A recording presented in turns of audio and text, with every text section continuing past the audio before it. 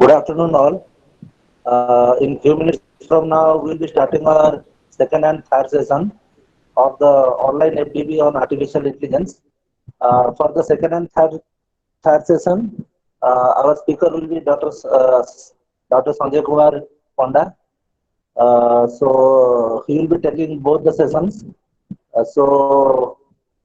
In brief, I will present his introduction. Dr. Sanjay Kumar Panda is currently working as assistant professor in the Department of Computer Science and Engineering at NIT Warangal. Prior to that, he has worked as assistant professor and HOD Computer Science and Engineering at Triple IT DM Kurnool, and also he worked as an assistant professor in the Department of IT at VSSCT Burla, Odisha, and he has obtained his PhD degree from IIT Dhanbad. Uh, Also, he has obtained his MTech degree from NIT Rourkela and BTech degree from VSSCT Burla, respectively. In his masters and bachelors, he has obtained silver medals for being the best graduate and postgraduate. Uh, to his credentials, currently he has been elevated to the status of IEEE senior member. He has obtained many recognition and awards such as IEEE Institution Award, Best Young IT Professional Award by CSI, Best CSI Paper Presentation Award, Best CSI Distinguished Speaker Award, and he has been published. He has already published more than 100 papers in reputed journals and conferences. Uh, he is currently been serving as the journal reviewer of many reputed international and national journals like IEEE, Springer, Elsevier, etc. His current research interests include recommender systems, cloud computing, big data analytics, grid computing, fault tolerance, and load balancing. Uh, Dr. Sanjay Kumar Panda has been delivering invited talks, sessions in many workshops, and also he has chaired many sessions in reputed national and international conferences and workshops. Also, he has been the guest editor in many journals.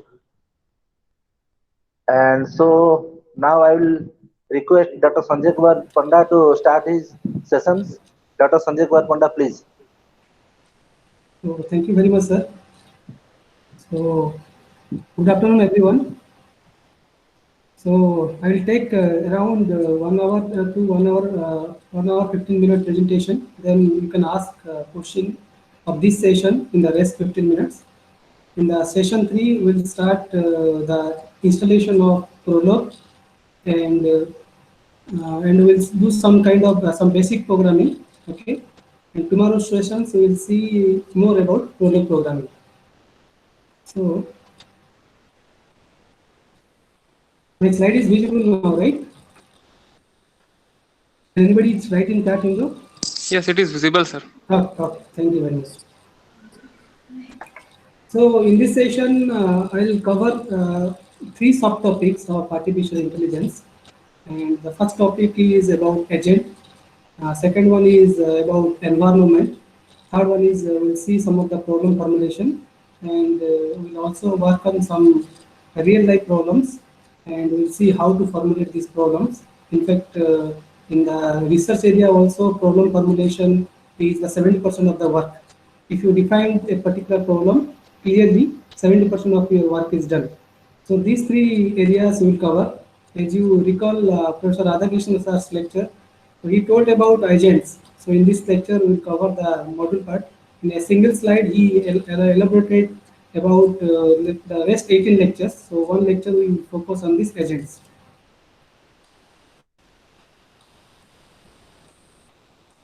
Okay. So he told about one test that you know, that is called Alan Turing test. So it is a very famous test, and in the name of Alan Turing, Turing Award is given in each and every year. So if you go for Turing test, just I'll tell you, just a room is partitioned into two parts. So you imagine a particular room is partitioned into two parts. In the first part of the room, one person is sitting. That person you can call it the George. Okay. So he is connected through some internetworking to the second room. In second room, whether a computer is present,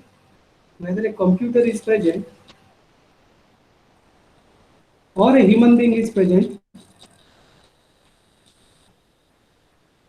that we don't know, right?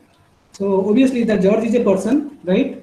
Who is connected to the computer system, or a human being, he don't know, but he is connected, and he is exchanging some of the sentences, right? For example, just we are doing in chat window, right? We are writing some message, and the receiver has to write some message so that the exchange of information can be done. We can send the message and we can receive some kind of message. But here it is similar to the chat window, but we are not sure. The George is not sure that whether there is a computer system is there or a human being is there. So this test is also known as your Alan Turing test, for which US dollar 1 million is allotted in each and every year. They are conducting this test, that is called the Turing test, of $1 million US dollar. So if this conversation will continue up to 5 minutes or 5 minutes to 10 minutes, and within 10 minutes, if the computer is able to answer all the questions of the judge, then we can say that there is a computer system instead of a human being. So in fact, there is a computer system is there. That computer system holds some kind of program. That program is nothing but the chat program. Okay, the program has such power that it can answer some of the question of this particular judge. For example, first judge will write, "Hello, I am this, and I am going to ask some question to this computer." So computer is aware of this question. What this computer will tell? "Hello, my name is this." Okay, and answer some of the query of the George. Sometimes George asks some question to the computer system, but computer system do not know about that particular thing. For example, George will ask, "What is your best fruit?" Okay, or tell me about banana, right? Or tell me about apple. So once this message is reached to the computer system, this computer system, whatever program is written in this computer program, it is unable to recognize what is fruit or what is banana. So what it will reply to the judge? It will reply to the judge that, "Tell me more about the fruit," or "Tell me more about the banana." So George will give some kind of hint to the computer system. Banana is this, like this, or some shape or some color it will specify. By that, this computer will able to try to answer the question of the judge, right? So this process is exchanged between the judge and computer system, right? We have to feel that instead of there is a computer, there is a human being, there is a computer system is there, right? Like a human can answer the question of the judge, the computer is able to answer the judge. If this conversation will not continue up to 5 to 10 minutes, then you are failed in that competition. If the exchange of message will continue up to 5 to 10 minutes, then you will win this competition. So based upon the accuracy, one of the winner will be selected. So this is one of the example of the Turing test. So let us see this example, and this Turing test we'll see who is the agent. Here you can consider the agent is the judge.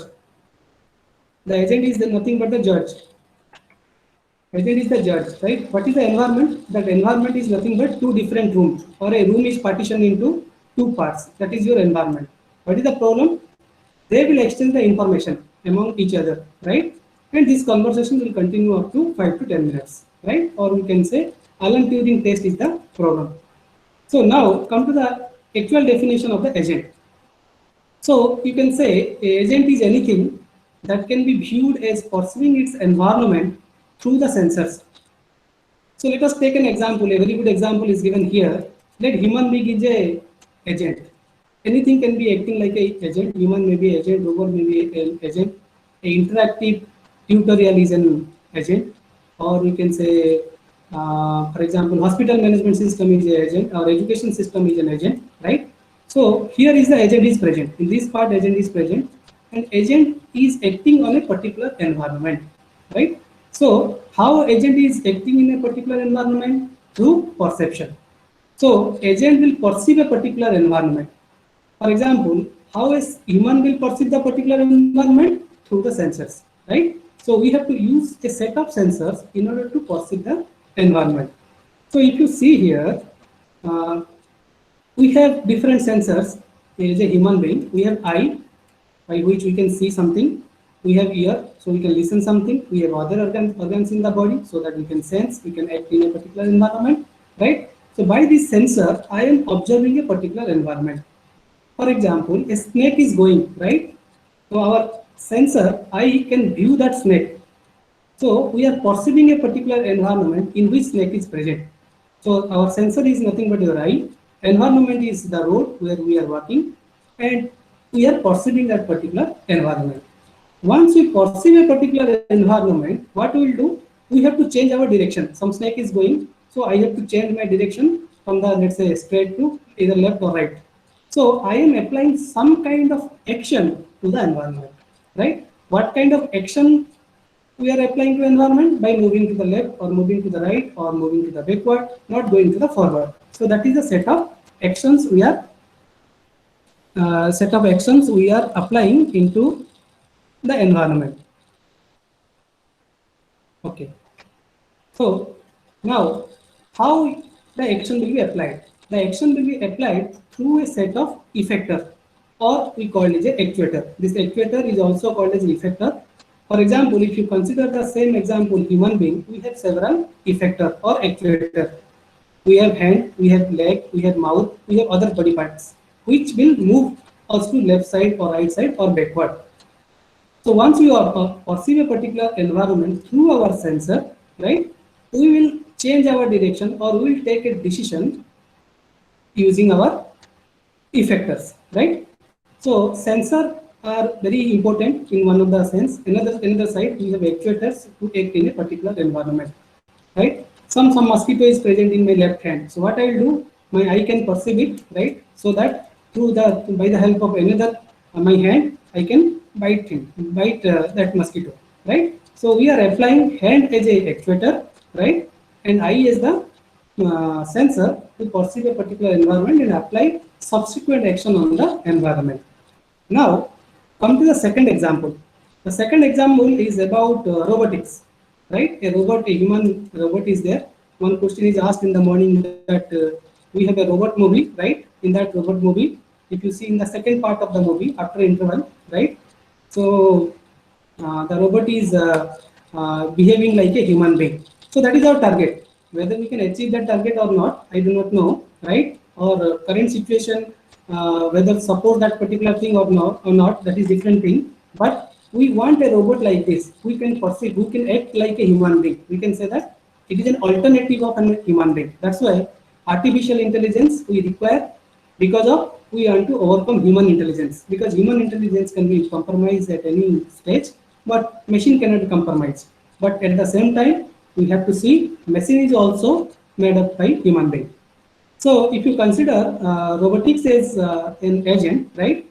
Robotics, suppose a robot is there, we have a set of sensors like camera we are using in robot, or infrared rangefinder, right? So that we can, by the help of these two sensors, we can, if there is some obstacle is there in our path, so that the robot will come, robot will know that thing there is a obstacle is there, so that it can move towards some other side, and it can act in that particular environment through a motor, right? So by the camera or by the infrared, we are able to sense the environment, and we are applying some kind of action in the environment by the help of our motor effector. So these are the two examples which clearly show what is the relationship between agent and environment. So again, I am repeating, agent is perceiving the environment, and we are applying a set of action after perceiving a particular environment. We are applying a set of actions into the environment through our actuator or effector.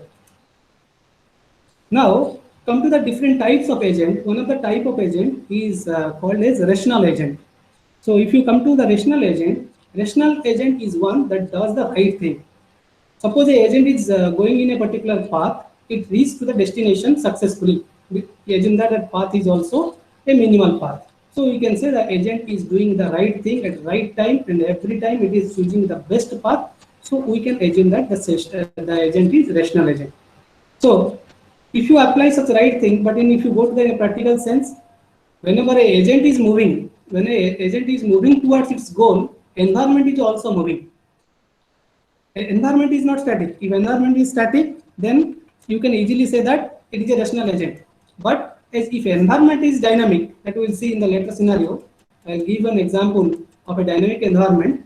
In that, you will see the agent cannot do the right thing at any point. Means every point of time, it will take some right decision and some wrong decision also, right?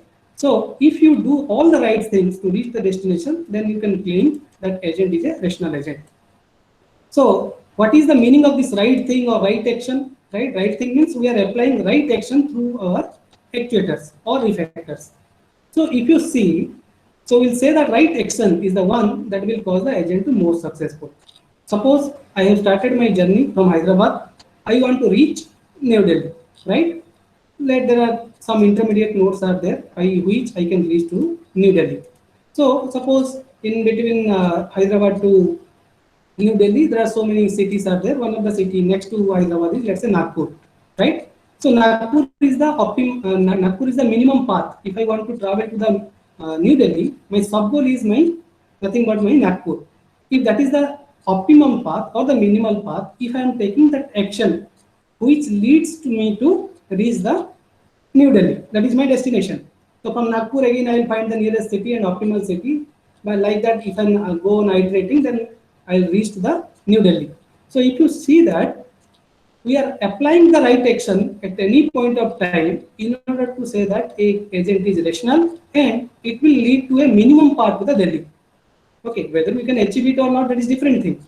If we achieve it, then we call it the rational agent, which indicates that we are taking the correct decisions and our agent is successful.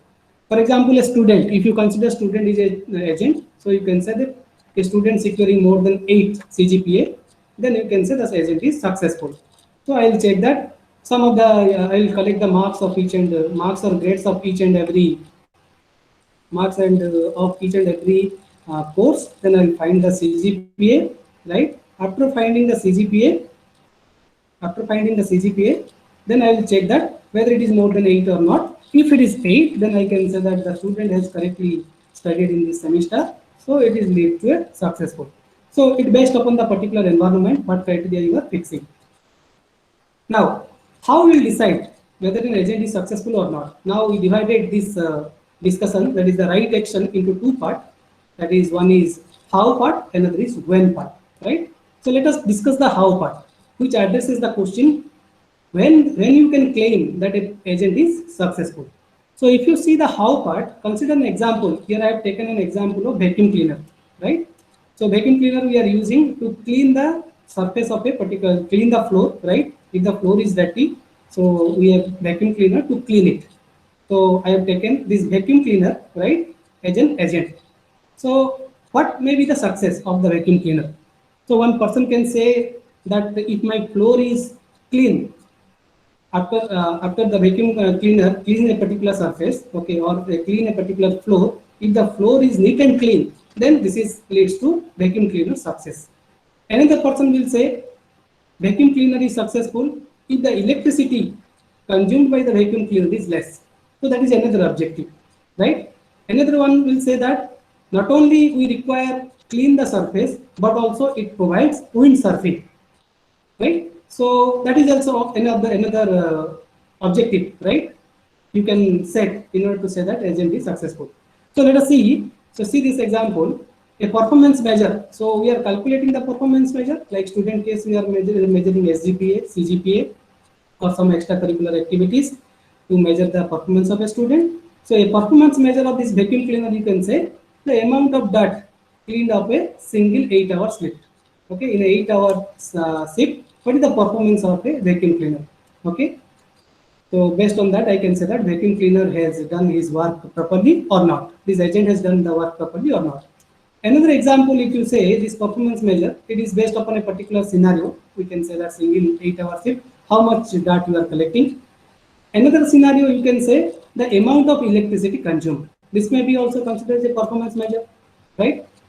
Another case, you can say that amount of noise generated by the vacuum cleaner. If a vacuum cleaner is less noisy, then I will award that vacuum cleaner is the best vacuum cleaner, right? So that may be set as one of the criteria. Another performance measure you can give, I will give the highest mark to an agent that not only clean the floor but also doing windsurfing. So what we are doing, in order to specify how close of a particular agent, what we are specifying different performance measures. So one person may not fix all the performance measure.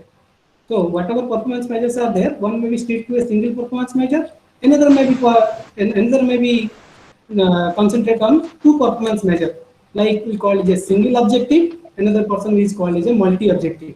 So single objective means I have a single one, okay, like amount of that clean in a 8 hours sleep, or multi-objective means I not only concentrate on this 8 hours shift, also I am concentrating on the electricity consumed by that vacuum cleaner, right? So based on that, you have to specify your how clause.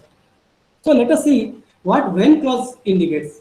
So when clause says that if an agent is successful, how will it decide based upon the performance measure, right? So whenever you are applying a performance measure on a particular agent, so whenever you are applying such performance measure, everybody will secure some mark, like each and every student some mark, right? Secure some CGPA, some SGPA, whether they have passed in the examination or failed in the examination, we are awarding at least 0.00 or 4.00 or 2.00, some CGPA we are giving. So after collecting this, what we will do, if we measured how much that the agent had cleaned up in the first hour of the day, okay, I am restricting, right? Who is performing better, okay? Who is performing better in each and every hour, or the first hour, or the last hour. So that will be decided out of a set of agent. If multiple vacuum cleaners are there, whose performance is the best one. So why we are going for when clause, that when clause will decide whether to punish the agent or a reward agent.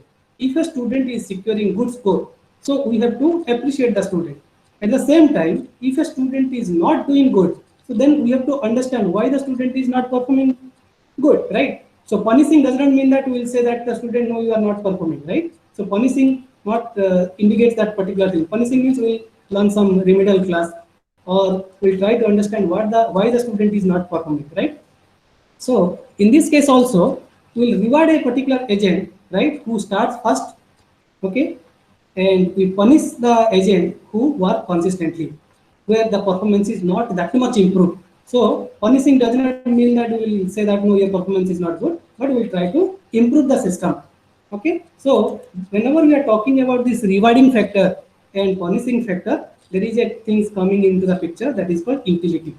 For example, suppose I am playing Ludo, right? Nowadays in our Play Store we have Ludo game, right? So we are playing Ludo, right? In that, suppose a particular player wins a match, so I am assigning +1. So +1 is my nothing but my rewarding factor, right? So another thing, if a particular user is losing that game, then I am punishing by assigning -1. Okay, and if there is a draw, if for example there is a draw in a particular game, then I will award 0. Okay, or I will award some same point to both the parties. So that 0 + 1 - 1 is called as our rewarding and punishing factor. Overall, we call it a utility value. Now, so this is about the rational agent. Now come to another agent that is called omniscient agent. So if you come to omniscient agent, knows the actual outcome of its action, right? So previous, don't be confused with relational agent. Relational agent do the right thing. So once you perceive a particular environment, you know what is the possibility, you are taking the right decision. But overall, from my journey from Hyderabad to New Delhi, right? So what omniscient agent will say, what is the actual outcome, whether I can reach to the destination or not, or in how much hour I will reach to the destination. That is the actual outcome, right? So if you able to know what is the actual outcome of a particular agent, then we can claim that this is omniscient agent. And you know that omniscience is impossible in reality. It is not practically possible, right? Because it is not possible to predict the future. Okay, while the agent is traveling in a particular environment, whether the environment is static or dynamic. So you may face some kind of problem, right? If you are facing some kind of problem, then you may not reach the destination in the right time, right? So it is a very good example is given here. For example, crossing the road with no traffic. I have seen my left side, I have seen my right side, I am present in one side of the road. I want to cross to the next side of the road, right? So that is nothing but crossing the road with no traffic. So although there is no vehicle is coming in the left side or right side, right? I face an accident. Because due to some reason, I face an accident. So there is a question arises here. Was I irrational to cross the street? So there is a very important question. So whether we do not know how to cross the particular road, right? So because if you see, crossing the street was rational, because maximum time whenever we cross a particular road, we are reaching to a successful. Okay, we are reaching to a final state, or we are going to the next side of the road without any problem, right? But sometimes due to some unavoidable reason or some reason, I am facing an accident, right? So I do not know. Means in this case, if you see, I will consider the crossing the street. If I cross a particular street, if I am crossing a particular street, okay. So if I am crossing a particular street, maximum times the actual outcome is successful, right? I am able to reach the next side of the road, but sometime I may fail, right? So only sign this actual outcome whenever I have failed. So I do not know what is my actual outcome. I never think that whether I will face one kind of accident, right? So I do not know what is the actual outcome. If my prediction is successful, then I can say that my agent is successful. Otherwise, we can say that my actual outcome is failed. So this is one kind of agent. Now, come to few factors. What is rational at any given time depends upon the four things, right? In order to say a particular agent is rational, okay, so it depends upon the four particular things.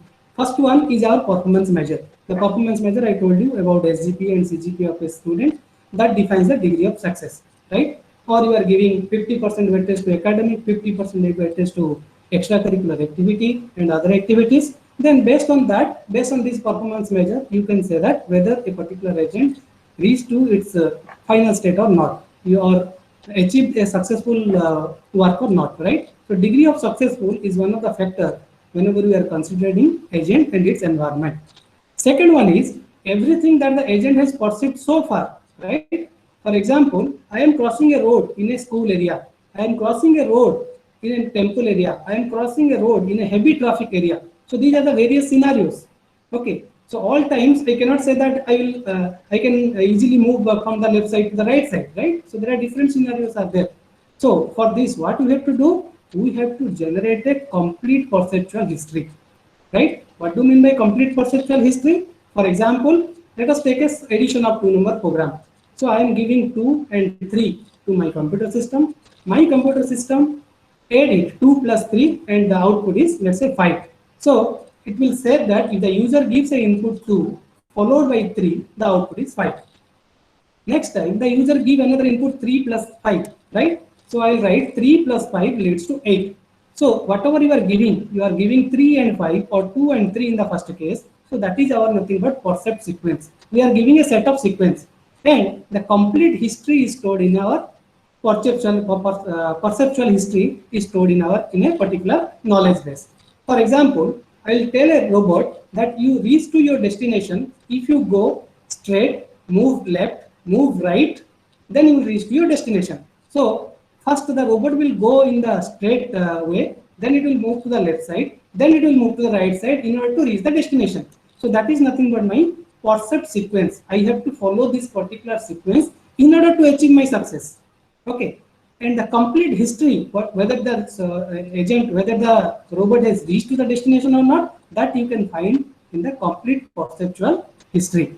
So this is the second factor you have to consider whenever you are applying a rational agent, or whenever you are detecting whether an agent is successful or not.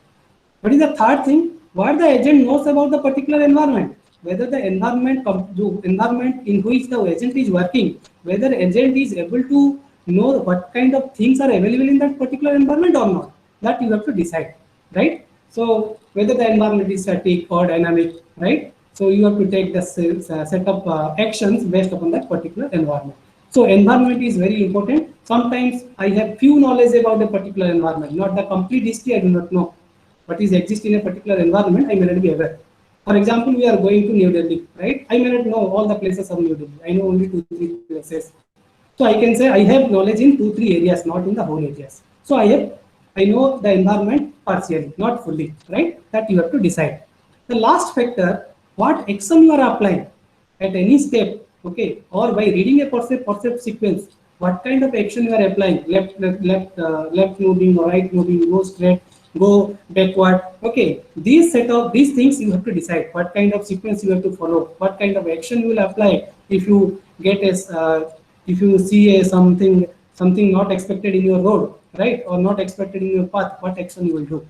That you have to decide. So we have to concentrate on 4 things, that is degree of success, complete perceptual history, and percept sequence, and next is environment followed by action. So next is the ideal rational agent, right? If you come to ideal rational agent, so for each possible percept sequence, for example, I told you about go straight, left and right. An ideal rational agent, what it will do? It will apply a set of action. What is action? Go straight, left, then right, which is expected to maximize the performance measure, right? Whatever performance you have fixed, whether to maximize, or I cannot say it is maximize, it can also minimize. I can say improve the performance measure, right? What kind of things a student should do to improve his CGPA, right? I cannot say maximize CGPA or minimize CGPA, right? Because in the CGPA case it is maximized, in some other cases minimized. Time case generally we are taking minimized, right? So improve a performance measure, what kind of action I have to do, right? That you have to decide. For this, whatever percept sequence or perceptual history you have generated, that is stored in the form of a built-in knowledge, right? We will prepare a table, whatever knowledge a agent has about a particular environment, that we will store in a table, right? In a particular table. The reason of storing it in a particular table is that if next time somebody is asking 2 plus 3, so we need not calculate the addition operation. Directly we'll see the percept sequence, and perceptual history is having its result, right? That's why we need a knowledge base or a built-in knowledge of a particular agent in order to provide the results in a very faster way. So what we need, in order to achieve this ideal rational agent, we need some ideal mapping. So in order to map this ideal mapping, we have 2 things. One is percept sequence and what is action. One side we have percept sequence, another is action. So what should be the percept sequence and what should be the action? If an agent is repeating a percept sequence which is already done, then what kind of action we should do, that we have to decide. So let us take an example. Here I have specified a very good example. Those who are not belongs to computer science background, let us see this is a small example. I have taken a function.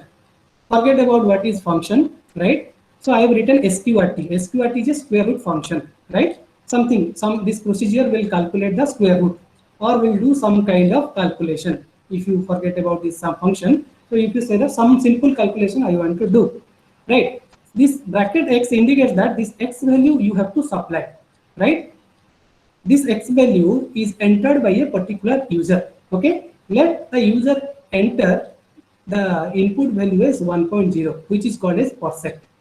So x is a percept, right? That value is entered by a particular, to be entered by a user. Let user enter the value as 1.0.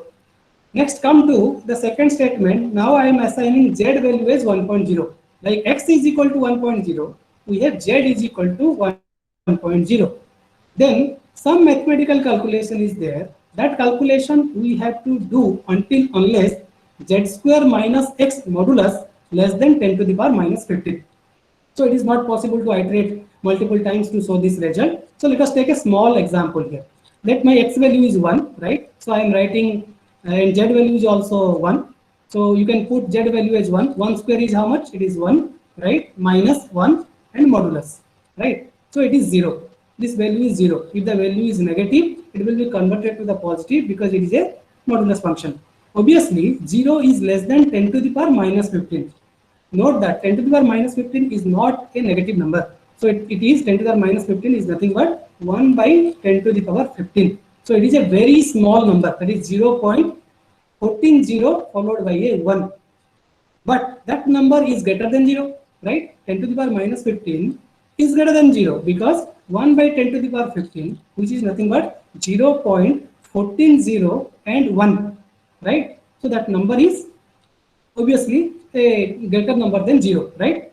Then what I have to calculate? I have to calculate z is equal to z minus z square minus x divided by 2z. So I have written this formula here in order to avoid the confusion. So what is my z value? My z value is 1 minus 1 square minus 1. So 1 square minus 1 is how much? Again 0. So if this quantity is 0, I can say the entire quantity is 0. So now z is equal to again z, right? So for this iteration, this z value is 1, right? So this procedure you have to iterate, right? Obviously this procedure will go for an infinite loop, right? Because z value and x values are 1. So it will go on iterating. So finally you have to return the z value, right? So I have written if the user has given the input as 1.0, so what should be the output? The output is also 1, right? Similarly, I have tried 1.1, I have tried 1.2. Whatever the result is written by this procedure, I have written in the action column. That's why this ideal mapping say that mapping from perceptual sequence to the action. So what is my perceptual sequence? It is nothing but the a set of percepts, right? So first we are giving 1.10, 1.1, 1.2. So this is nothing but our knowledge base. So once we have tried 1.0, we have recorded the action is this. Once we have tried 1.1, we have given this action. The action is this one. If percept is 1.2, this is my action. Like that we have to proceed, right? So next time if a user is giving the same input, whatever there in the inbuilt knowledge or in the knowledge base, what I will do? I will check in this perceptual history.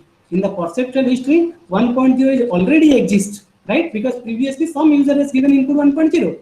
So the corresponding action is 1 point followed by zeros, right? That will be returned without looking into this procedure, right? So this is the advantages if you are maintaining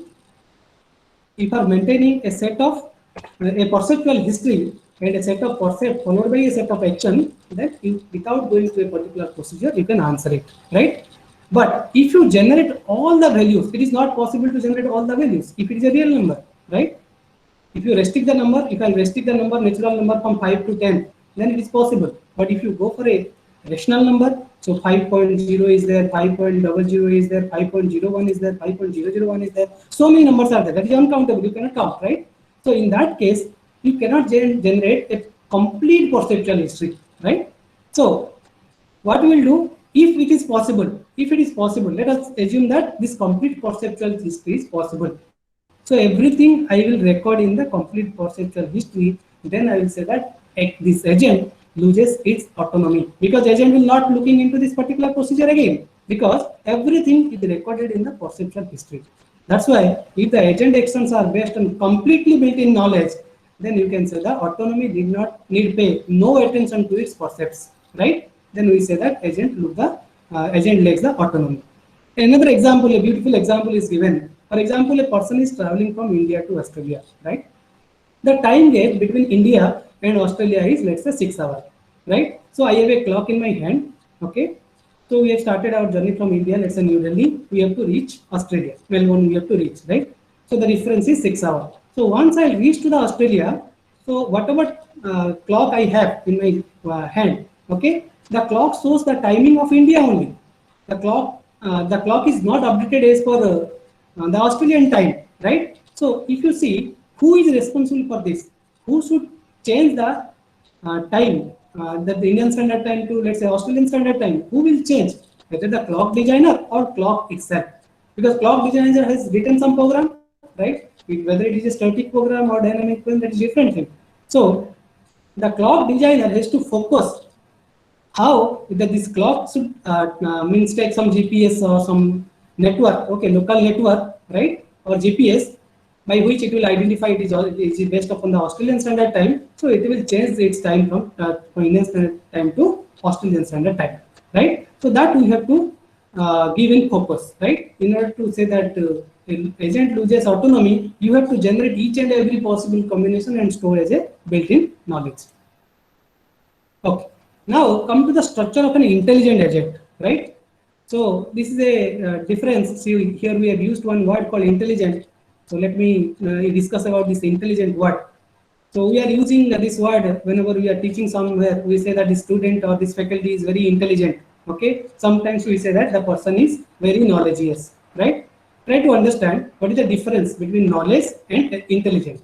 Knowledge, what we are acquiring from a particular environment. Suppose I am reading some newspaper. In newspaper, some article is there based upon, let's say, COVID-19. I am learning something, right? So that gives me knowledge. Yes, I read so many newspaper. Let's say I've studied so many books. So many things we are doing in our environment, right? So that will make a particular agent as knowledgeous agent, not an intelligent agent, right? So with the help of this knowledge, if a agent is working in a particular environment and something happen, right? With his knowledge, it is able to, if it is able to take a correct decision, okay, then we can say that that agent is an intelligent agent. So the capability of applying knowledge at right time, at right place, makes an agent to an intelligent agent. So if you're looking into the agent, so here we'll discuss some of the architecture based upon the agent. So the relationship between the agent and the architecture and program, if you see, agent is nothing but a particular architecture and plus program. So we'll see some of the architecture so that this idea will be more clear. So let us take an agent. So in each and every agent type, right, we have taken an example of agent type as medical diagnosis system, right, or hospital management system.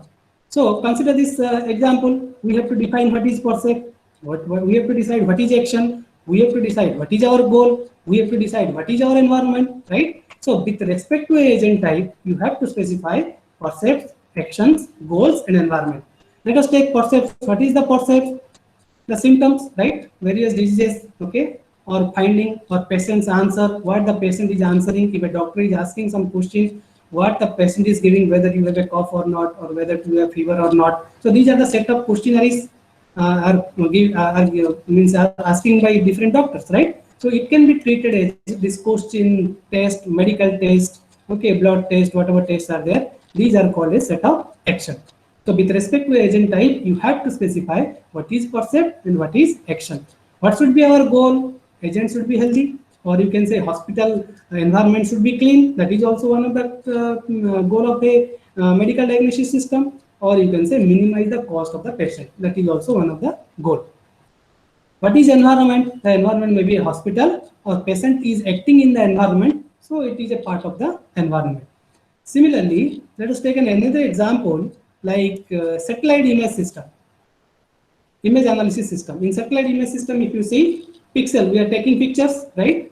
So that is nothing but pixels of varying intensity or color, whether colored picture or black and white picture, or it is a grayscale picture, that is considered as a percept. What kind of action? The print a categorization in the scale. Suppose after capturing in some image, I have to classify something. I have to classify whether a particular thing is present in the X or it is belongs to a Y class, right? That will be considered as a set of action. So if you correctly classify whether a particular thing is belongs to X class or a Y class, right? Then you can say my goal is successful. What should be the environment? The environment may be images from orbiting satellite. So that can be considered as an environment. Similarly, you can take many agent type, like we have discussed about the robot, right? Part picking robot. What part picking robot will do? Robot will automatically assemble the things. Like computer system is having, let's say, keyboard, mouse, let's say cabinet of the CPU and processor, motherboard. So many things are there. Battery is there. So many parts are there. Their coordinate values are specified. One robot is there. Robot need to assemble this thing to prepare a computer system. So in this scenario, you have to specify what should be the percept, what should be the action, what should be the goal, and what should be the environment. Similarly, let us take another example, that is interactive English tutor, right? That we are doing to learn English in a better way. So if you see here, percepts are nothing but the typed words, right? And we have to appear set of exercises. We have to see that what should how we will correct our things. What is the suggestion given by our teacher, right, to improve our skill, right? So that can be considered an action. And maximize the student score on the test. If a student secures score, okay, in a one student is securing 10, in the next test it has taken some suggestion, he has done some correction, So now score is improved to 20. Then we can say the student score is improved. So gradually we can improve it. Right? Environment consists of a set of students. Now, there is a very important question. Why not just look up the answer? Right? So here I will ask a very simple question. Right? So in the chart window, I request you have to write the answer. So let me put the question. For example, we have n number of tasks. Right? Total number of tasks is n.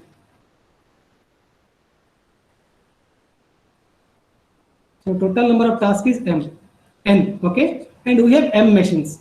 Total number of machines are m machines. So I am writing m by c, okay, that is nothing but machine. So we have n number of tasks, we have m number of machine. What may be the possible solution? In how many ways you can assign the task to the machine? For example, we have 2 tasks, right? We have 2 tasks, or we have, so let's say we have 4 tasks, we have 2 machines, right? So first task can be assigned to first machine, first task can be assigned to second machine also. So one solution says that you take first task in first machine, another task will say that you take in the second machine. So how many ways you can assign n number of tasks to m machines? So please write the answer in the window, chat window. I am giving 2-minute time. So you have n tasks, right? You have m machines, right? Or you can say n number of students are there, right? Or sorry, n number of assignments are there, m number of students are there.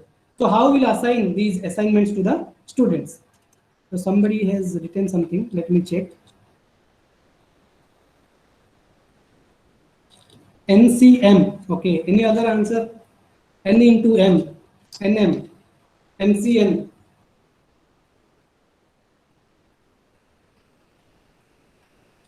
NCN, NM. Any other answer? N into M. Okay. What may be the possible solution? You try to understand what do you mean by solution.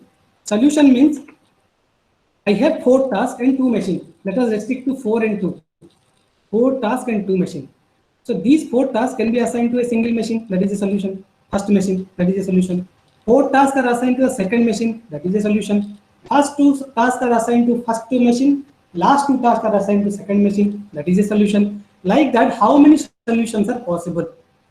If it is n tasks and m machines. So here, let me tell the answer, right? 2 minutes is over. Anybody answer correctly? M factorial 2 to the power n, n to the power m, okay, 2 to the power m, m into n. Okay, let us stop. Let me tell the answer. The answer is nothing but we have to do n to the power m ways, right? For example, here we have 4 tasks and 2 machines, right? Again, there may be a question you may arise with repetition, without repetition. That may be arises if you consider the probability concept, right? We have studied with repetition, without repetition, right? So if you see 4 tasks and 2 machines means 2 to the power 4 number of possible solutions are possible, right? So if it is 2 to the power 4, 2 to the power 4 is 16, right? Our computer is sufficient to solve 16 solutions, right? Out of 16 solutions, 1 solution is the optimal solution, right? If you try 16 solutions, 1 solution is the best solution. Like a MCQ question, we have 4 answers. We know if I use a first person write 1, second person write, sorry, A, second person write B, third person write C, fourth person write D. Definitely one of them is answered correctly, right? But 4 possibilities are there. So in this case, it is 2 to the power 4, 16 is very small one, right? But imagine there is a data set in our grid computing in which we have 16 machines, 16 machines and 512 number of tasks, right? If you consider the system, this scenario, that is 16 machines and 512 tasks, the number of solutions exist is 16 to the power 512. So 16 to the power 512 is a very big number, right? 16 to the power 512, if you write in the calculator, you will get a very big number. So let us take a very simple one. Instead of taking 16 to the power 512, this number is much bigger than 10 to the power 512, right? Instead of 16, I am writing 10 to the power 512. In order to say that 10 to the power 512 is nothing but 1 followed by 512 number of zeros. So imagine 1 followed by 512 number of zeros. If one solution takes 1 second of time, so you require 1 followed by 512 number of zeros second in order to solve the problem solve the problem and answer the correct one, the optimal one. So it is practically not possible. So that's why the question says that why not just look up the answer? If you have a built-in knowledge, why not you look up the answer and answer a particular thing, right? So sometimes let's see the simplest possible way to think the agent. Okay, we can think of the write the agent in a program lookup table. We'll generate a lookup table based upon the built-in knowledge, or we'll record the complete perceptual history and we will do. But this procedure leads to failure because 1 followed by 512 number of zeros second is a very big time, right? So this much time we don't have, right? Let's say some years it will come. Okay, very big number will come. So these many years is not possible, right? So let us take a small example. Some analysis say that if you are playing chess, right? Two players are playing chess. So they have total number of entries is 35 to the power 100 entries, right? I will tell you how this number is coming. Okay, 35 to the power 100. Hello. Okay, 35 to the power 100 entries, right? So these many entries is practically not possible to maintain in the lookup table. That's why we are not looking into the answer, right? So it would also take quite a long time for a particular designer to build a table. This table is not easy because 35 100 number of rows are there, right? So it is very difficult, right? And agent also loses its autonomy, right? Once all the entries are written, you have to rely on the lookup table. You should not see other things, right? You have to only focus on the lookup table. That lookup table having your answer. Just like in this previous scenario, if I tell you have to give the x value as 1.0 to 1.9, I have the answer. I have already the answer. I know what is the action. The same action I can apply. But if the value is small, then it is okay. But if the value is 35 to the power 100 or 10 to the power 512 or 16 to the power 512, it is very difficult to maintain the lookup table, right? So, and another thing, if out of this 35 100, if assume that some whatever solutions you have focused, right? For example, you have focused on 4 tasks and 2 machine. Okay, 4 tasks is assigned to machine. I will tell you, first task should be assigned to first machine. Okay, or first task should not be assigned to a particular machine. So I have changed the constraint. Okay, that is called as our unexpected way. Whatever you have expected in 35 to the 100 entries, I have changed a little bit. If I change little bit, then agent will be lost in the environment. You will not find the appropriate action. Okay. So next is one of the solution you can say we will apply some kind of learning mechanism. Nowadays people are talking about machine learning. Okay, which is a subset of our artificial intelligence, right? So machine learning, one important concept, as the name suggests, that is learning, right? If somebody somebody did not learn in the first iteration, he will learn in the second iteration. If second iteration is not possible, go for third iteration, fourth iteration, fifth iteration. So this number of iterations is done by the help of the process of learning, right? Nowadays also in some social media, right, or in some videos also, one father is asking what is 5 plus 5. So the child told 5 plus 5 is 72, right? Then the father gave him, the father is giving a chocolate to him, right? Then the next person who is sitting to the father is asking, sir, 5 plus 5 is telling 72, you are giving chocolate to him. So his father is saying, yesterday he told 100, now his answer is improved to 72. That's why I gave him a chocolate. Similarly, in the next iteration, again, next day, again the father is asking the child, what is 5 plus 5? Again the child answered as 50, right? 5 plus 5 is 50. Then the child is giving, the father is giving 2 chocolate to the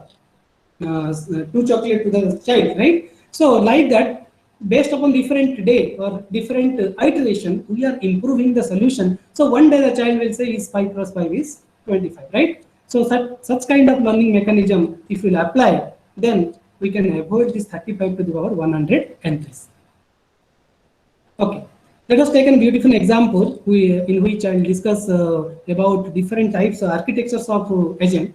So here also we have taken a taxi driver as agent, right? If you consider taxi driver as agent, in a taxi we have camera, right? Speedometer, GPS, Okay, some sensors, right? Some microphone, something is there. That is considered as our percepts, right? Action is based upon these percepts, whatever input, whatever things we are getting. So by the help of that thing, we have to apply a set of action on the environment. For example, my camera says that some one car is coming in a very high speed. So I have to slow down, or I have to turn towards little bit towards left, right? So steer will work here, accelerate will work, brake will work. Okay, or you talk to a particular passenger, somebody is coming, you look into that, something like that, right? So such actions you are applying to a particular environment. So what should be goal? The goal, you can say, safely if you reach your destination, you can say that is a successful. If you are running very fast, okay, within a very fast, I will tell you, you reach the destination by 2 hours and the distance is 200 kilometers, that is also a successful. Legal issues or comfortable trips or maximize profit, this can be considered your goal. And environment may be your road, or you can say other traffic or some other things, right? Now, coming to the goal. So you can reach to the destination in multiple ways, right? For example, I will reach to the correct destination, like I told you, from Hyderabad to, let's say, New Delhi. I reached New Delhi. How I reached? That is depend on my performance measure. I will check how much money I have spent, okay, how much day I have taken, okay. Various factors we can consider as a performance measure in order to say that whether my journey is successful or not. So if you consider this taxi driver example, correct destination is not only the performance measure, right? How you are reaching to the correct destination is also need to be considered in this taxi driver example. For example, I have considered the performance as fuel consumption. I have reached my correct destination with a less fuel. Okay, the fuel consumption is less. Then I will say that agent is successful. Or I will say one fuel consumption should be more. I don't care about the fuel consumption, but my trip time should be less. If my trip time is less, then only I can claim that taxi driver is successful or my agent is successful. Another, I will say that if I have not violated any traffic laws or any traffic laws, or an example, you can say disturbance to other drivers, if these things has not happened, okay, or minimized, then I will say that agent is successful. Another way we can say safety and passenger comfort is also one of the performance measure in which I can say agent is successful, right? So another thing, whatever environment you have fixed for the taxi driver, that also depends, right? So for example, if you see in India, if you see the driver is sitting in the right side, right? I have designed some program which will act in the environment of India, right? Or the country in which the driver is sitting in the right side. Then I am applying the same program in a different environment, right? Same program, whatever you have designed for the driver is sitting to the right side, I am applying to some other environment like Britain or Japan, where driver is sitting in the left side. So the agent will not lead to its correct destination, right? Or agent will not be successful because it is an unexpected way, right? Of the unexpected way of the agent, right? Agent never thinks that the driver will be seated in the left side. So whatever rules applied in the right side, that may not be applied in the left side, right? So there may be a difference, which we call in computer science term, we call it the adaptable algorithm or adaptive algorithm.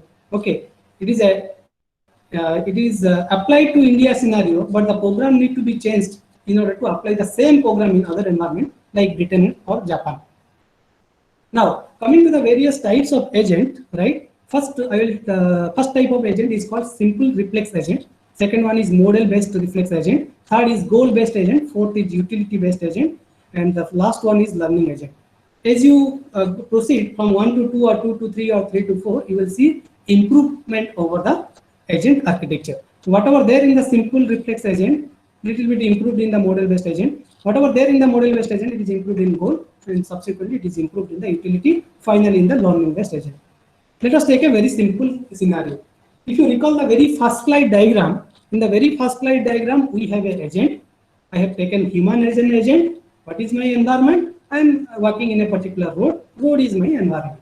So how agent is looking into the environment? Through perception, right? Agent is perceiving the environment. How agent is perceiving? Through the sensors. Sensor is nothing but our eye, ear, right? Nose, right?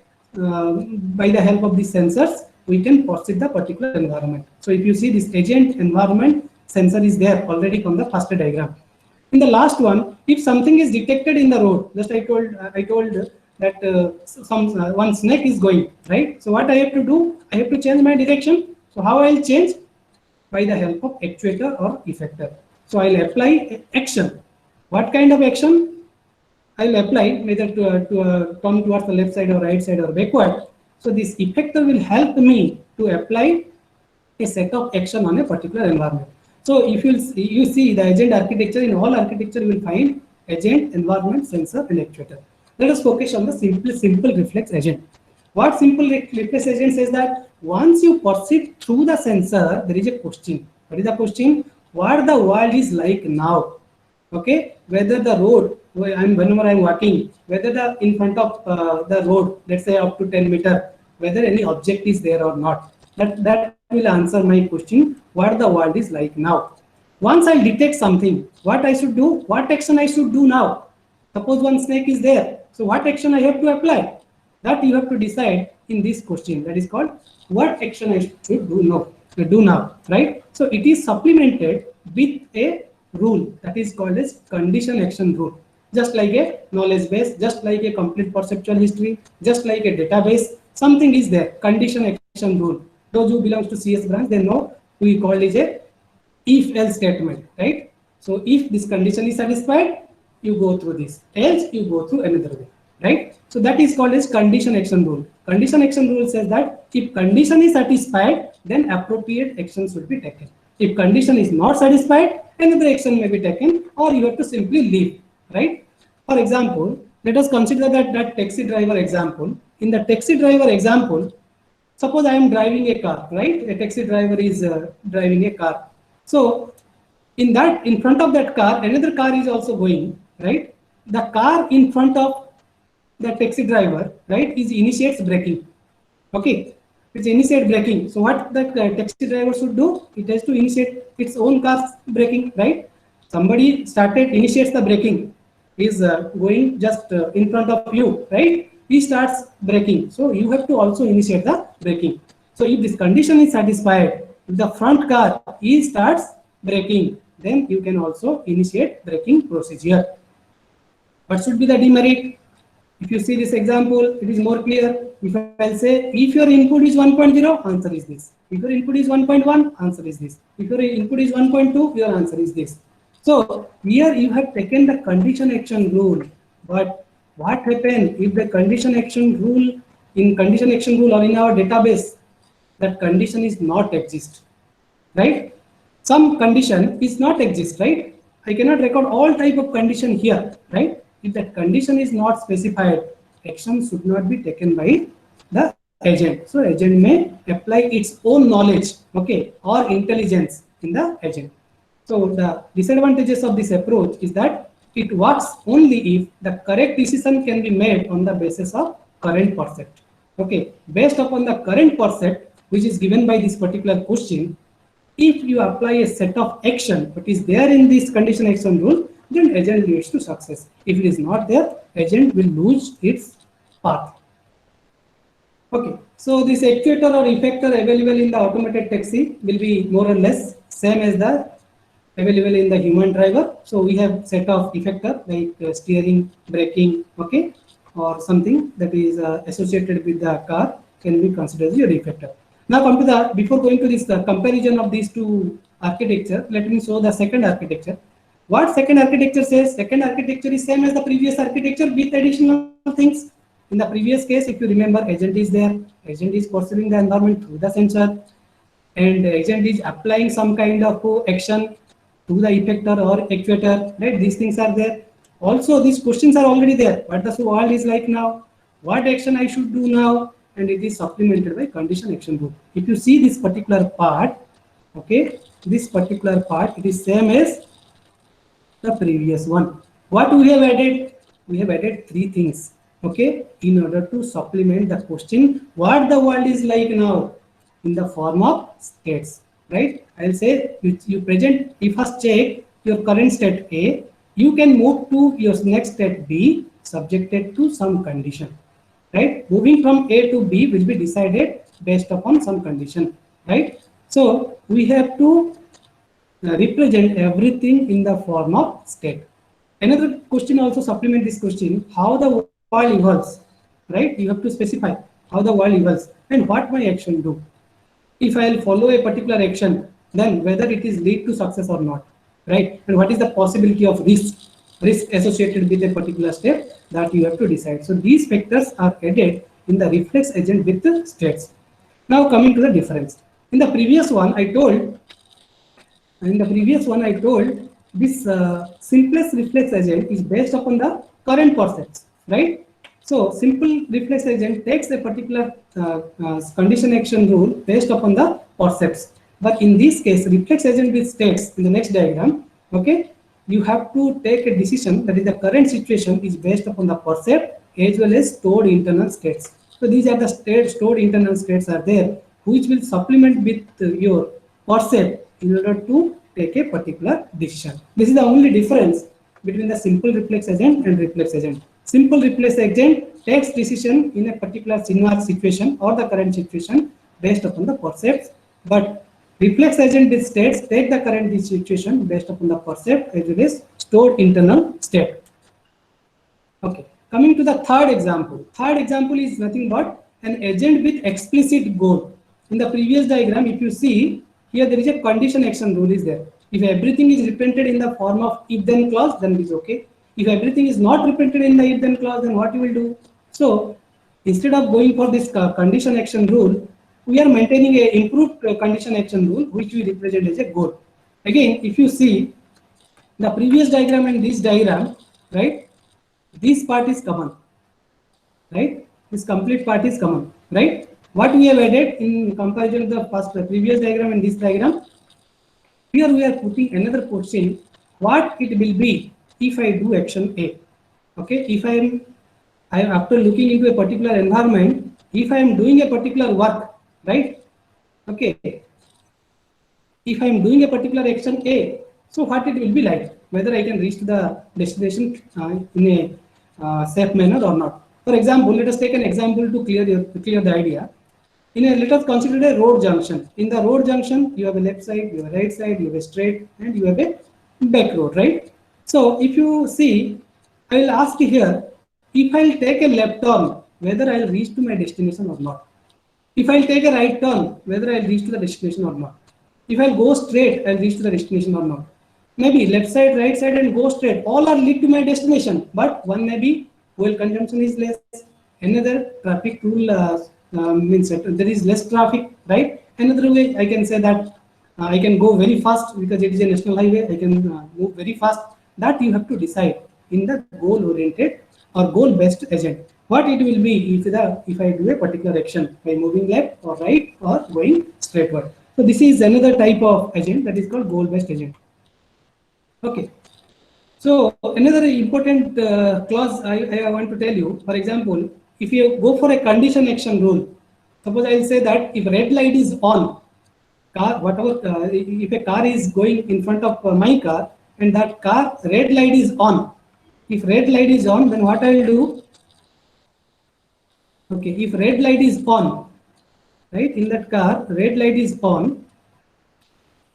Okay, so red light is on, then I have to initiate the braking. There is a condition action rule, so I have clearly mentioned if the red light is on, then you initiate the braking process. So in generally whenever there is a rain, we are using parking light, right? So in that also, let's say red light glow, right? So if red light glow, then what I will do? Then my action says that you initiate the braking. But that light does not mean that you have to initiate your braking procedure. So that you have to decide by the help of this question, what it will be if I do action A. Or if a car is blinking, then can I move towards right and cross that car? That I have to decide with this question. Okay, so this is some of the trade-off. Maybe sometimes it will be a trade-off. For example, speed and safety is a trade-off, right? If you want to increase your speed, you have to compromise the safety, right? If you want to be safe, then your speed should be less. That you have to define. So whenever you are defining your goal may conflict each other, right? That you have to focus whenever you go for this utility-based agent. What is the next one? Here we have added another question. how happy I will be in such a state. I want to reach the destination. Suppose I want to reach the destination, the distance is 200 kilometers, I have let's say 3 hours. So my speed should be more. So I have to ask your question, how happy I will be in such state. If I am moving very fast, what should be the condition? What should be the utility function? Whether it is a safe or not, whether I can compromise it or not, that you have to answer through this utility.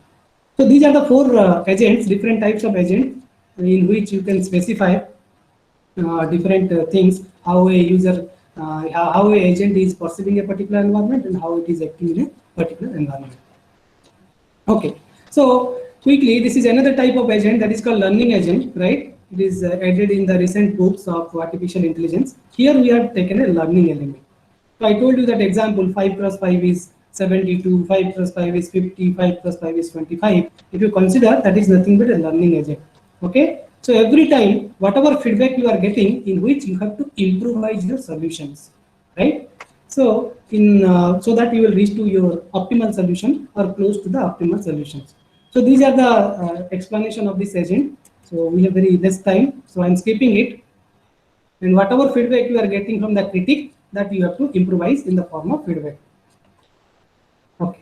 Now come to the nature of the environment. If you go for the nature of environment, there are different properties are there. For example, I told you, for example, your hometown. Your hometown, most of the places are visited by you. So you have a complete state of your hometown. So you can say that agent is accessible. If you do not have the complete state of the environment, for example, I'm going to a new place, I do not know that about that particular place. So that we can say inaccessible agent, right? Inaccessible property of a particular environment. So this is environment with respect to environment, not the agent. Similarly, I can categorize the agent about deterministic and non-deterministic. So I can call, if the next state of the environment is completely determined by the current state, then I will say deterministic. If it is not completely depend upon my previous states, okay, then you can say it is non-deterministic. Then whatever the agent has, agent's experience or agent's movement, if you divide into number of episodes, like a particular serial is coming in a TV, right? That serial is having a set of episodes. You can divide episode 1, episode 2, episode 3. If you divide, then you can say that is episodic. Otherwise, you can claim it's a non-episodic environment. Agent may be static or agent may be dynamic. Static environment means you can say whenever an agent is working, environment is not changing, right? Other hand, you can say when the agent is moving, the environment is also moving, right? Similarly, the properties of environment can be classified as a discrete and continuous. So you know in chess, whatever movement you are doing, that can be called as a discrete event.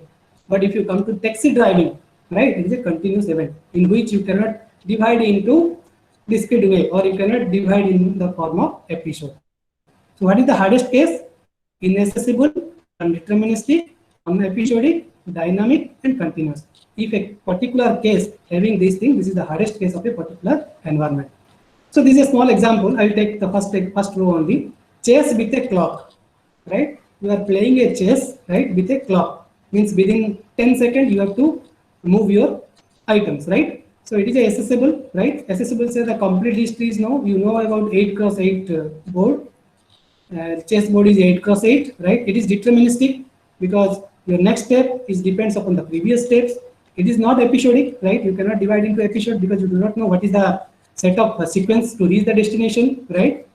It is static. You cannot say complete static and complete dynamic because other player is also playing, right? It is a discrete event. But if you come to the taxi driving, whatever we have considered here, all the cases are no. So it is a hardest type of environment. Okay. So now come to quickly, now the time is 3:15, within next 3:14. So next 6 minutes I will take about this problem solving. Okay. So let me take an example. I will skip these slides, okay. So before going to the problem solving, I told you in very beginning also, any type of research or research work also, problem definition is very much important. If your problem is very clear to you, then it achieves 70% of the work, right? For example, if you divide the problem is various type. First problem is called single state problem. Second is called as multi-state problem. Third is contingency problem and exploration problem. Why these are divided into different type? Some, if you say single state problem, the particular problem is fully observable or deterministic and deterministic. But multi-state problem, it is not fully observable. It is non-observable. And if you come to contingency problem, it is partially observable. Let us take an example to understand what is the meaning of this type of these problems. Consider this is a vacuum cleaner, right? So let us take a vacuum cleaner. I told about Alan Turing test. So we have taken two different locations. So here also I have taken two different locations. I am not sure that whether in two different locations or two different rooms, whether there is some dirt or some garbage is there or not, right? And this, let's say this vacuum cleaner is automatic, right? So we have two. If you have two locations, and in two locations there may be a dirt or there may not be a dirt. Okay, but main thing is that you have to clean the floor. That is our objective, right? So if you categorize it, if you try to visualize this problem, it is visualized as a 8 possible states. The number of states generated for this particular problem is 8 number of ways. So what kind of action you can apply? You can move a vacuum cleaner towards the left side, to the left side or to the right side, or you can apply the sock operation to collect the dirt. Come to this scenario. If you represent this particular problem, this problem is represented in the 8 states. If you come to the first state, a vacuum cleaner is there. We have two parts of the room, okay, or two different rooms in which dirt is present. That is one scenario. Second scenario, both rooms having dirt, but the vacuum cleaner is present in the right side. Third scenario, vacuum cleaner is present in the left side, dirt is also in the left side, but we are not in the right side, there is no dirt. Fourth scenario, dirt is there in the left side, but vacuum cleaner is there in the right side. Fifth case, vacuum cleaner is there in the left side and dirt is there in the right side. Sixth case, vacuum cleaner and dirt is present in the right side. And seventh case, vacuum cleaner is present in the left side, but there is no dirt in the left and right side. In an alternate way, vacuum cleaner is present in the right side, but there is no dirt in the either side. So these are the possible states if you take. And what kind of action you can apply? You can apply left operation, right operation, and sock operation. What should be your final state? Your final state is nothing but your 7, either 7 or 8. If you reach to the state number 7 or state number 8, then you can claim that your agent is successful, right? So now if you see, for example, I will apply left operation here. In the first scenario, if I'll apply left operation, if I'll apply left operation in the 1, so what it will do? It will same as our 2, right? If I'll apply left operation here, this same as 2 is 3 is same as your state 4, right? If you apply left operation, 5 is same as 6, right? Because vacuum cleaner will move towards the right, right? And there is dirt in the right side. And if I have left operation, this is 1, right? So if you apply left operation in the odd numbers, you will get the right number, odd number states, then you will go to even states in the right side. So now come to the different types of problem. First problem is single state problem, right? So focus on right and sock. I will tell you, you apply the action right and sock. Come here. Apply the right sock in each and every state. In each and every state, you have to apply right sock. So if I apply right sock here, what it will do? It will move to the right. It will move to the right means it is reaching state 2, then applying sock operation. Sock operation means if I apply sock operation, then it will collect the dirt, right? After collecting the dirt, this 2 state is same as your 4th state, right? Let us take another example. Let us take state number 3. I am applying right operation. If I am applying right operation, I am going, this state 3 will be converted to state 4, right? Then I am applying sock operation, but there is no dirt here. There is no dirt here. So if you are applying sock operation, 4 is same as 4 state, right?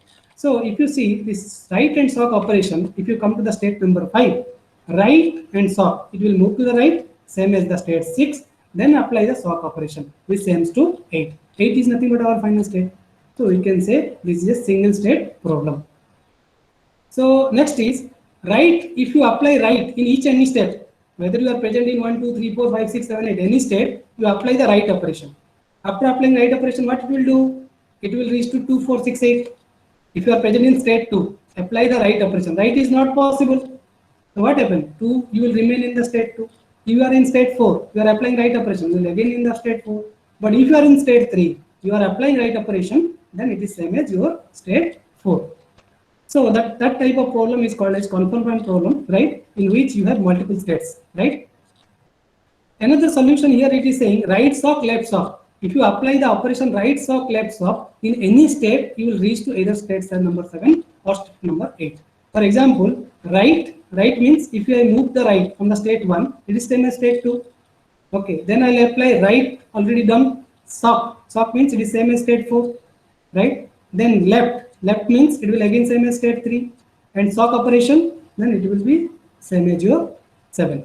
So it will reach to the final state. So irrespective of the state, if you are applying right sock, left sock operation, you will reach to a destination, right? So similarly, you have to define. Sometimes a problem is given to you, you do not know about a particular environment. That problem is called as your exploration problem, right? You are exploring, you do not know what is your path, right? So that type of problem is called as your exploration problem. Okay, this is the complete state. Okay, for example, let us take this state 1. State 1, you are applying left operation of the vacuum cleaner. Vacuum cleaner is moving towards the left. Left is not possible. So you are present in the same state. That's why there is a self loop and I have written left.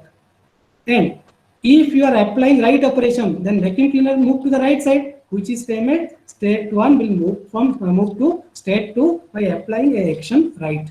Similarly, in the right side, if you are applying in state 2, if you are applying the left operation, the vacuum cleaner will move from the right side to the left side, which is nothing but your state 1. Like that, you have to define. So this is the vacuum cleaner problem. Okay. So this problem I'll discuss in tomorrow's class because this is related to some sort strategies. So we'll discuss over there. So now I'll take a few questions because it is already 3:21. I'm 1 minute late.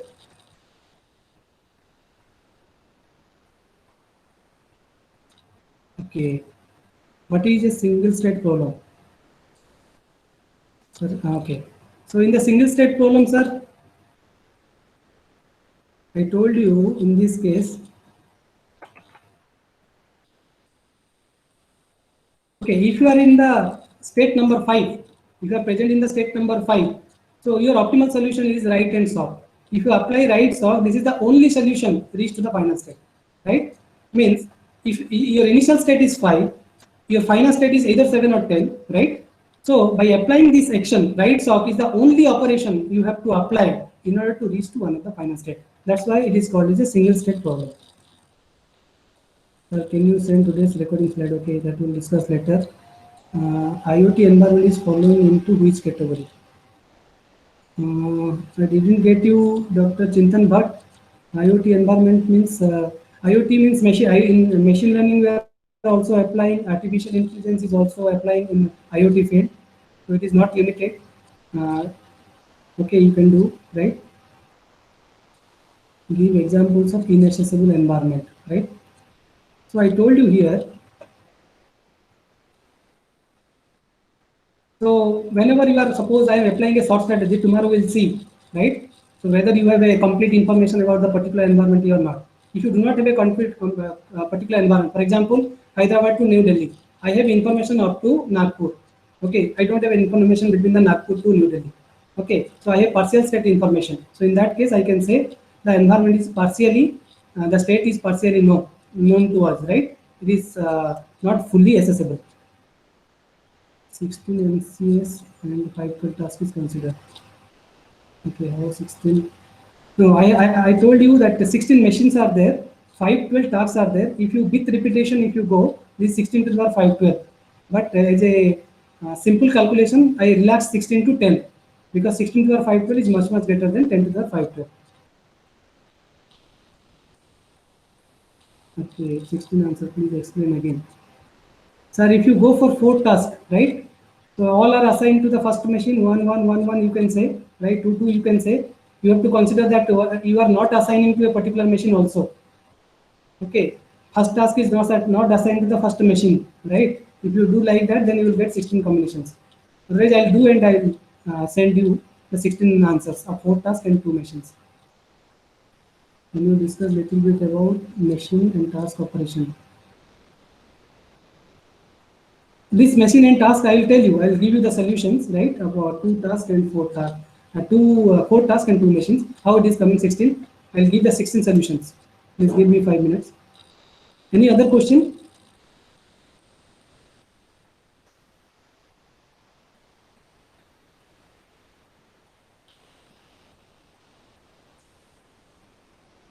Any other question? Let me see some other questions are there in previous or not.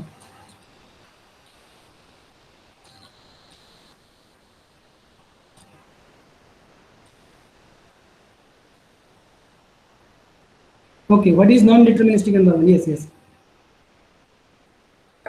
So generally in our suppose if you come to we have another subject called formal language automata theory. If you go to that particular subject, in that subject if you see deterministic and non-deterministic, which we call as a deterministic finite automata and non-deterministic finite automata. If you are present in a particular state, if you want to move to another state, right? Suppose I am applying some action here, right? Let the operation is left, right? In the vacuum cleaner example, if you say left, so the next state, if you apply left operation in this particular state, this is the first state, or let me give the name A, and let's say this state is B. So you can move to state B if and only if you are present in state A and you are applying left operation on it, then only you can reach to the B.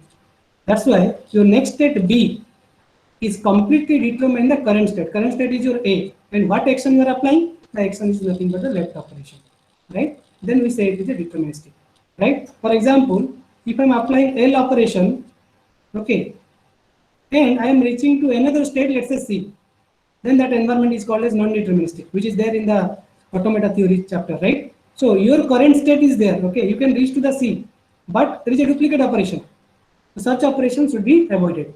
So it purely depends upon the current state and a single action, then only you can say that is a deterministic.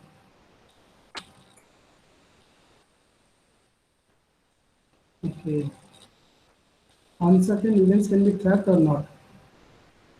Uncertain environment means, for example, if you are saying, if you are working in a particular environment, right? For example, I will tell you example of Umpuswal problem, but time is not there. Okay, I'll manage in some time, right? So whenever you are moving, right? Let me show the example briefly. I will tell you this diagram so that it is more clear. So let's say agent is present here, right? And there is a Umpus, or you can say some carnival, okay, is present here, right? So when the agent is moving, the idea is this agent should kill this particular person, that is Umpus, right? That is called as your Umpuswal problem. So agent should work in this environment. My environment is nothing but a 4 cross 4 board and 16 squares, right? And agent can move in the environment. There is some constraints are there, I will discuss later. So our objective is that this agent should kill this Umpus, right? So for example, agent is moving here. At that time, this Umpus got some information somewhere that someone want to kill him. So it will change its position from here to here, right? The box 312 or 13 to 14. So this is an uncertain event because agent, whenever it will reach to here, it is perceiving the environment. It got agent got some information that Umpus is here, so it will start some operation. By that time, the Umpus is moving. That is can be termed as an uncertain event. So uncertain event may be there. That's why whether the environment is fully explorable or not, that we have to decide. That we will see in the sort strategy, because sort strategy we have a blind sort strategy, another is unblind, or you can say what we call uninformed sort strategy, another is called informed strategy. If you go for uninformed sort strategy, you don't have any information. But in the informed sort strategy, you have some information.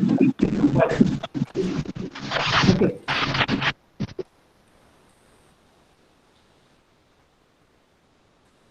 Inaccessible means you have two jobs, right? You assume that a particular student is having two different jobs, right? He can join in any company. Let's say joining date is same, okay?